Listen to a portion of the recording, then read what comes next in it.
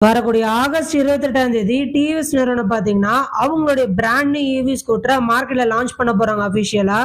இந்த இவி ஸ்கூட்டர்ல என்னென்ன ஃபீச்சர்ஸ்லாம் இருக்கலாம் நம்ம எதிர்பார்க்கலாம், விலை எவ்வளவு நிர்ணயம் பண்ண வாய்ப்புகள் இருக்கு, இதை பத்தின சுவாரஸ்யமான தகவல் தான் இந்த வீடியோ எல்லாம் விரிவா பார்க்க போறோம் ஃப்ரெண்ட்ஸ்.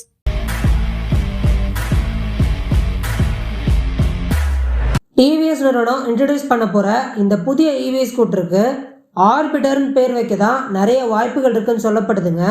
ஏன்னா இந்த இமேஜை நீங்கள் பாருங்கள், இது வந்து டிவிஎஸ் நிறுவனத்துடைய அஃபிஷியல் இன்வைட்.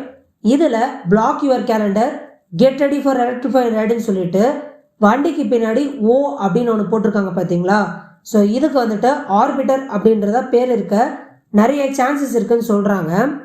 ஆக்சுவலாக இவங்க லாஸ்ட் இயரே ஆர்பிட்டர் அப்படின்ற பேரை டிவிஎஸ் நிறுவனம் ட்ரேட்மார்க் வந்து பண்ணியிருக்காங்க. ஸோ இந்த நியூ எலக்ட்ரிக் ஸ்கூட்டர் பேர் அதான் இருக்கலாம் அப்படின்றது தான் பெரும்பாலானுடைய நம்பிக்கையாக இருக்குது.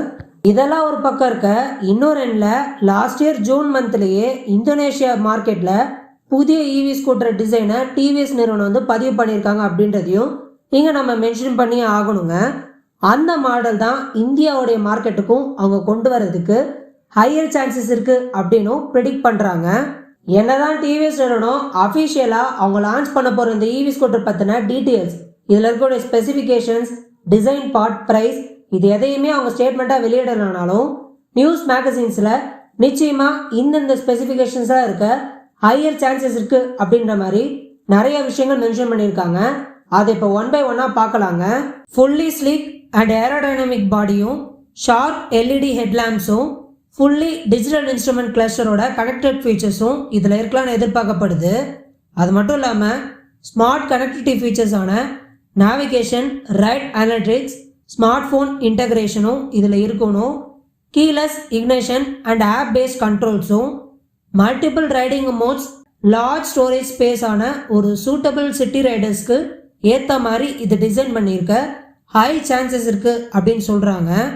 ஒரு மிட் மவுண்டர் மோட்டார் ஆஃபர் பண்ணுற மூலிமா ஹையர் பவர் அவுட்புட் வந்துட்டு கிடைக்கிற மாதிரியும், டாப் ஸ்பீட் அரௌண்ட் 90லேருந்து 100 km/hல, ரியல் வேர்ல்டு ரேஞ்சை பொறுத்த அளவில் 120 to 150 km சிங்கிள் சார்ஜில் ப்ரொவைட் பண்ணுற மாதிரி இது டிசைன் பண்ணியிருக்க நிறைய சான்சஸ் இருக்குது அப்படின்றாங்க.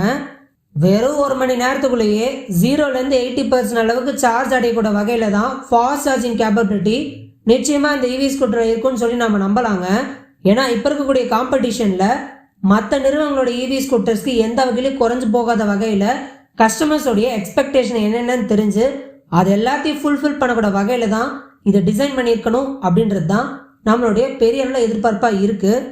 இந்த ஆர்பிட்டர் ஸ்கூட்டருடைய விலை என்ன அப்படின்னு வந்தோன்னா எக்ஸ்பெக்டட் ப்ரைஸாக பிட்வீன் 1.4 lakh-லேருந்து 1.6 lakh வரைக்கும் ஆவரேஜ் எக்ஸ்ஷோரூம் ப்ரைஸாக இருக்கலாம் அப்படின்னு எதிர்பார்க்கப்படுது.